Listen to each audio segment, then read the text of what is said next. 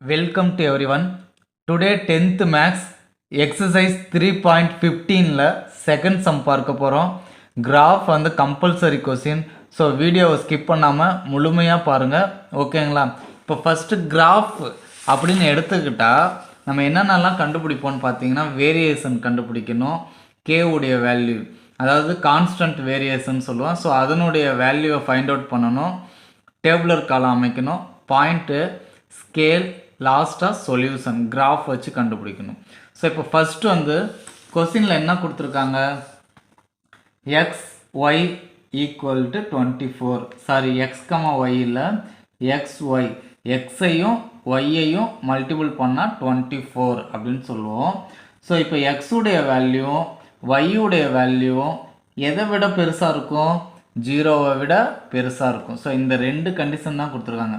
X y equal to 24 அப்படின்னு சொல்லிட்டாங்க. எக்ஸும் ஒய்யும் ஜீரோவை விட பெருசாக இருக்கும் அப்படின்னு சொல்லியிருக்காங்க.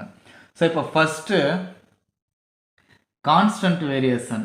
ஸோ கேவை கண்டுபிடிக்கலாம். ஏன் கேவை கண்டுபிடிக்கணும்னா இங்கே என்ன கொடுத்துருக்காங்க, எக்ஸ் ஒய்.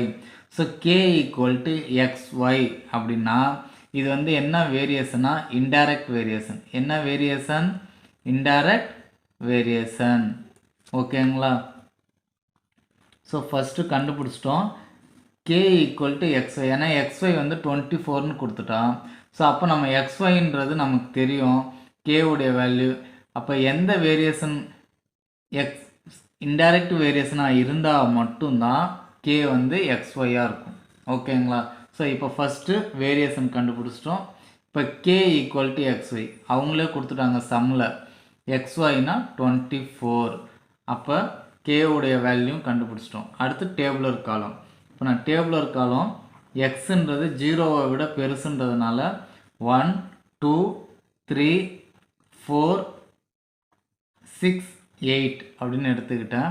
ஸோ அப்போ ஒய்யுடைய வேல்யூ எப்படி இருக்கணும், ஒன்னோட எந்த நம்பரை மல்டிபிள் பண்ணால் 24 வரும், ஒன்னோட 24 மல்டிபிள் பண்ணால் தான் 24 வரும், ஓகேங்களா? 2ஓட எந்த நம்பர் மல்டிபிள் பண்ணால் 24 வரும், 12.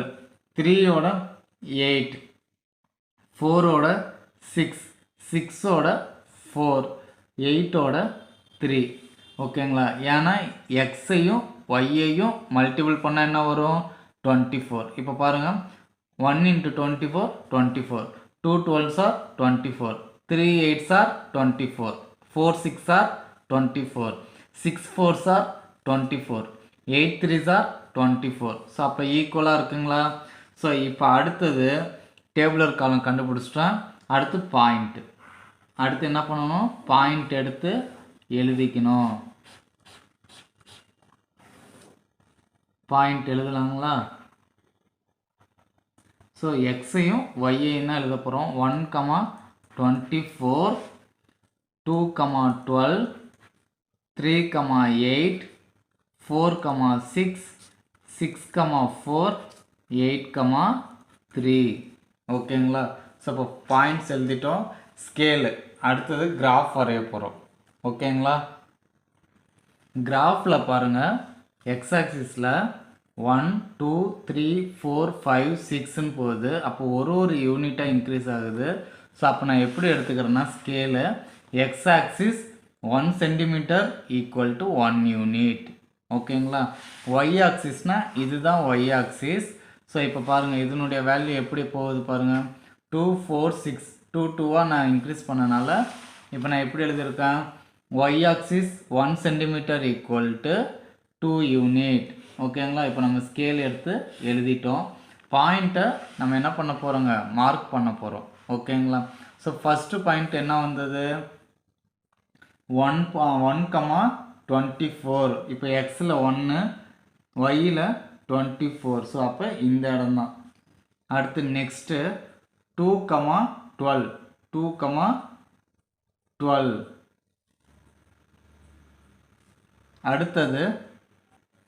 அடுத்தடுத்து நான் பாயிண்ட் எல்லாத்தையும் குறிச்சிட்டேன். ஸோ இப்போ இந்த எல்லா பாயிண்ட்டையும் நான் என்ன பண்ண போகிறேன், இணைக்க போகிறேன். ஸோ இப்போ பாருங்கள்,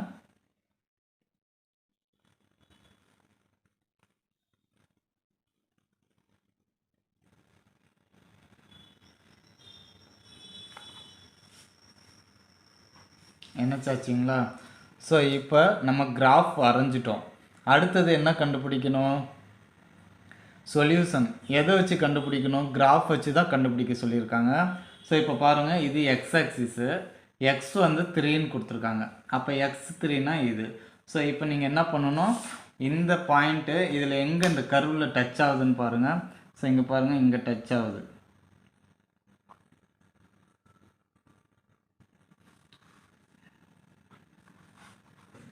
அப்போ ஒய் ஆக்சிஸில் எங்கே டச் ஆகுது பாருங்கள், இந்த கர்வ்லேருந்து நேராக ஸ்ட்ரைட் லைன் நில்லுங்க.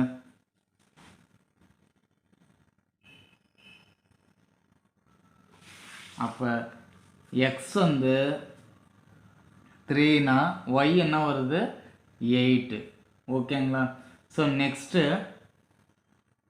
ஒய் வந்து 6ன்னு கொடுத்துருக்காங்க. ஒய் வந்து என்னன்னு கொடுத்துருக்காங்க, 6. அப்போ எக்ஸுடைய வேல்யூ என்னன்னு கேட்குறாங்க. ஸோ இப்போ பாருங்கள், ஒய் வந்து 6. ஸோ அதுக்கு நேராக அந்த கர்வ் டச் பண்ணுற மாதிரி நான் கோடு வரைஞ்சிக்கிட்டேன். ஸோ அடுத்தது எக்ஸ் ஆக்சிஸ், அதுலேருந்து நேர் லைன் எடுக்கிறேன். ஸோ இப்போ ஒய் 6னா எக்ஸ் என்ன வரும், 4. ஓகேங்களா? ஸோ இதை நம்ம வந்து ஃபார்முலாவில் அப்ளை பண்ணி கண்டுபிடிக்கலாம். ஸோ அதை தான் நான் ஏற்கனவே டேபிளர் காலமில் நான் எழுதிட்டேன். ஸோ அதுதான் மார்க் பண்ணியிருக்கேன். இப்போ ஒய் 6னா எக்ஸ் என்னது, 4. கரெக்டாக வந்துருச்சிங்களா? ஓகேங்களா? எக்ஸ் 3னா ஒய் என்ன வரும், 8. இப்போ உங்களுக்கு இந்த சம் புரிஞ்சிருக்குன்னு நினைக்கிறேன். கண்டிப்பாக இந்த சம்மில் ஏதாவது டவுட் இருக்குது அப்படின்னா கமெண்ட் பாக்ஸில் கமெண்ட் பண்ணுங்கள். தேங்க்ஸ் ஃபார் வாட்சிங். Now thank you to all the best.